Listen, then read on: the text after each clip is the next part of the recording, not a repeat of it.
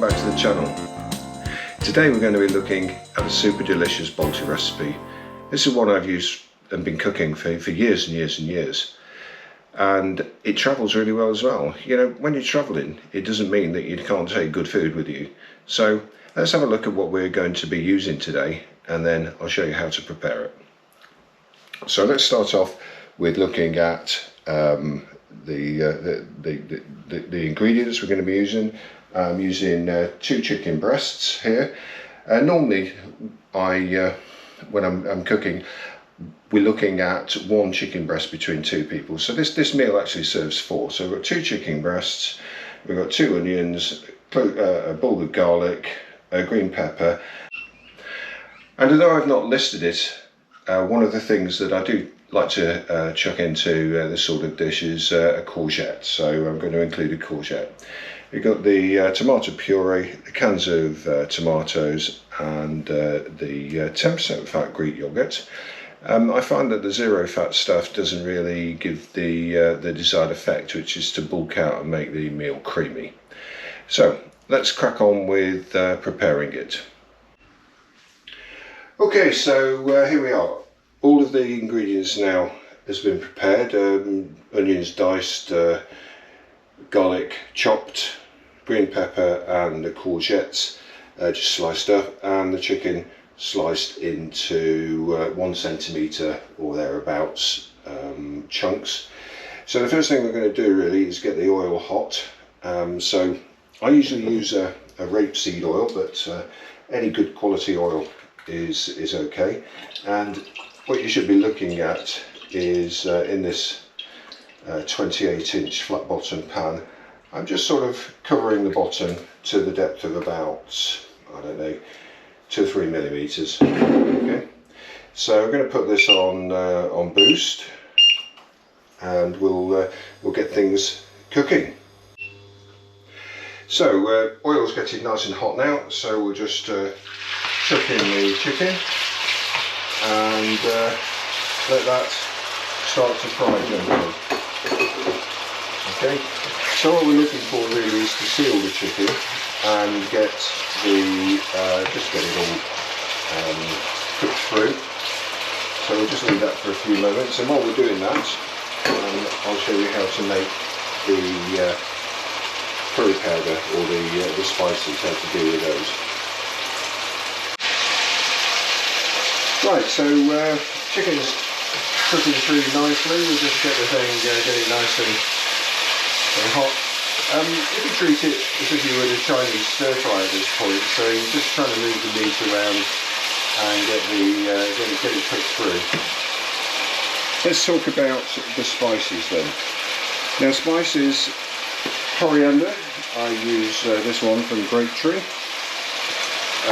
So this is the basis of any good curry powder. So I normally put quite a bit in to the pepper mill. Next we're looking at some cumin seeds, and again, reasonable amount. Don't be shy with the herbs and spices. They're probably don't be shy with the herbs and spices, because you can't really go wrong with coriander and cumin unless you're silly.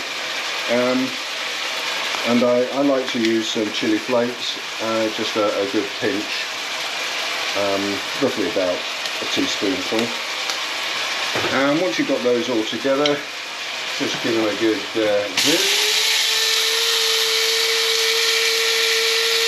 And what you end up with is super aromatic curry powder, and it's made out of freshly ground spices.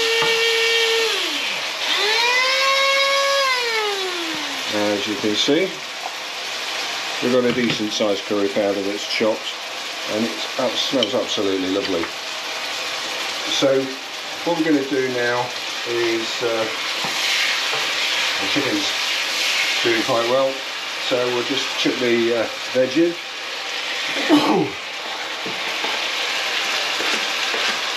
Let that start to cook through, and while we're doing that, what we'll do is we'll make up the first sauce to go in. So let's just keep that moving around.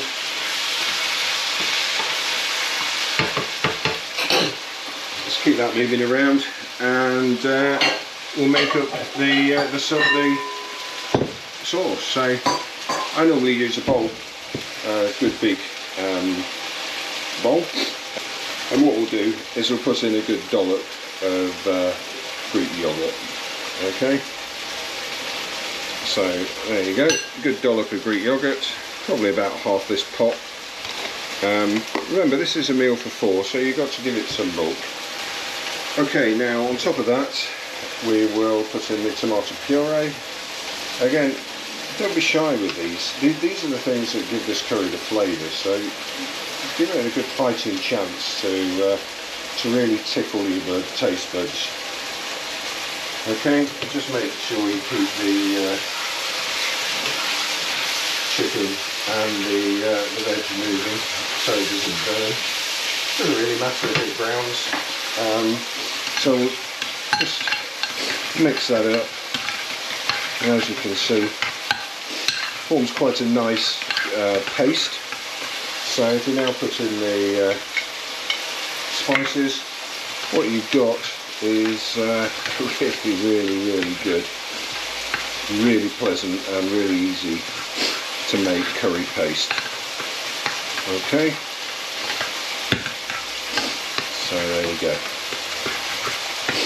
Okay, so once you've got that ready, we can go straight in to the wok.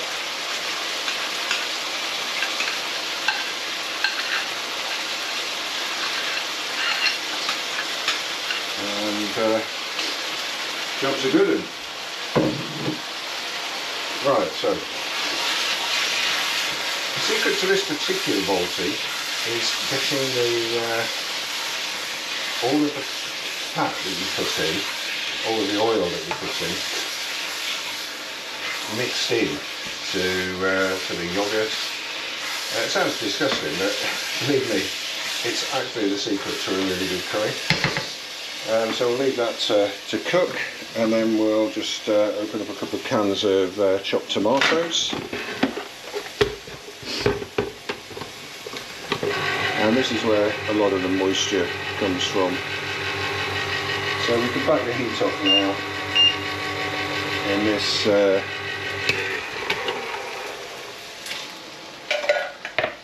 stir that in.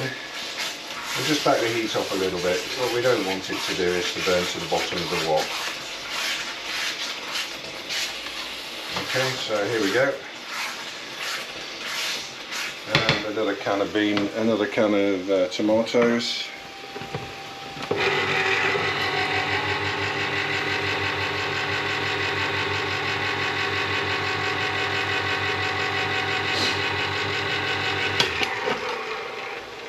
And there we have it, all of the curry ready to simmer. Now, one of the nice things about a Balti is you can actually eat it as soon as the veg is cooked, really. So we'll back this heat off right down now,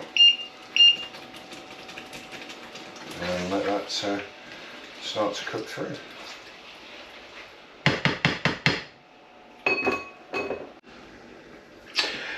Okay, so we've been going for about 10 minutes now, and this thing is ready to eat right now. However, there are a couple of secret ingredients. So one of these is just lemon juice.